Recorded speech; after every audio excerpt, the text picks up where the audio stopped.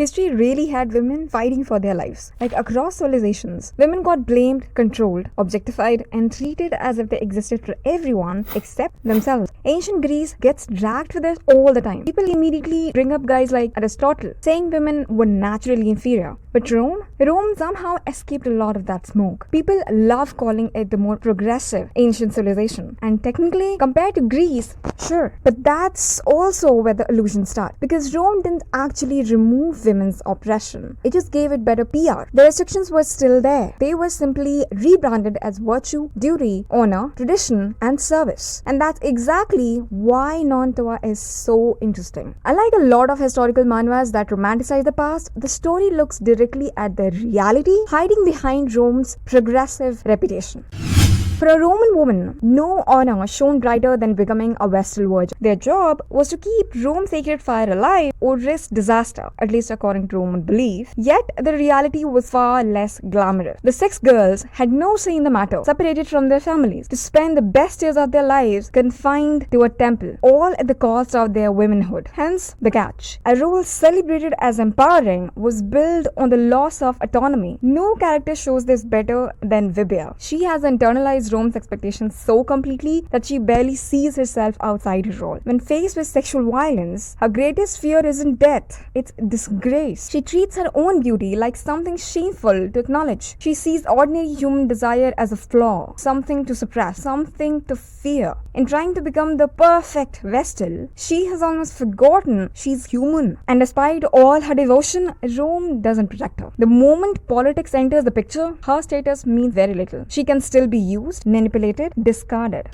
The story makes one thing clear as day. Money and status too can't give freedom to women. Titi is an Augusta, an imperial princess. Except the position does not save her from becoming a pawn of a man. Married off at 15 with no say. Once widowed, her son too was taken away in father's family custody by default. Except this was only the beginning of what fate had in store for her. Her uncle, the emperor, turns the screws even tighter, making it pure hell. What follows is constant abuse with no escape. She gets isolated, manipulated, treated like a claimed possession. Yet blame falls upon her. She continues living in fear. Over time, the damage accumulates. Pain turns into bitterness, and bitterness begins hurting people beyond herself. The empress has rank, but very little freedom. Her marriage is political. Her husband openly pursues another woman. She can't stop him, can't even openly object. Her role is to keep the image intact. Smile, stay composed, pretend everything's fine. Because if scandal it up, everyone knows who will be blamed, not the emperor, the women around him. She may be the highest ranking woman in the empire while still trapped by the same rule. Lydia and Tulia reveal a quieter form of suffering. Both marry into the same household. Neither receives genuine love. Lydia becomes so forgettable to him that he can barely recall her name after her death. Tulia thinks if she's the one who's cursed, seeing her husband entangled with his lover, while his attention remains fixed elsewhere. So do his affections. The result, Tulia dies. Both these stories serve to remind that marriage was just an arrangement in Rome. Still, the arrangement convenient for men, insufferable to women.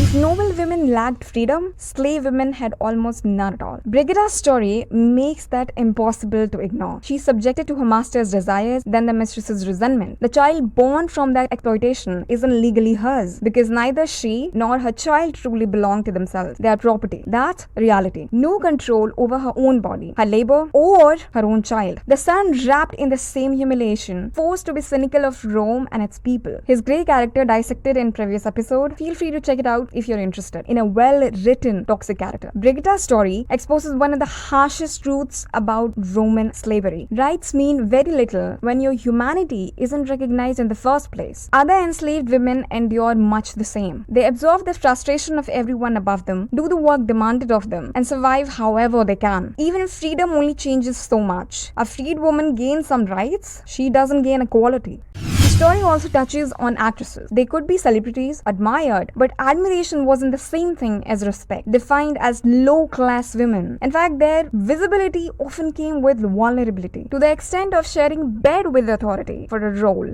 One of manhwa's greatest strengths is how it portrays women across every level of Roman society. Their lives look very different on the surface, but they're all navigating the same system. Their suffering isn't identical. A Vestal has privileges a slave could never ever dream of. A noble woman has freedoms unavailable to the enslaved, but none of them have complete control over their own lives. And that's the point. Roman society gave women different places within the hierarchy. What it really gave them was genuine freedom from it.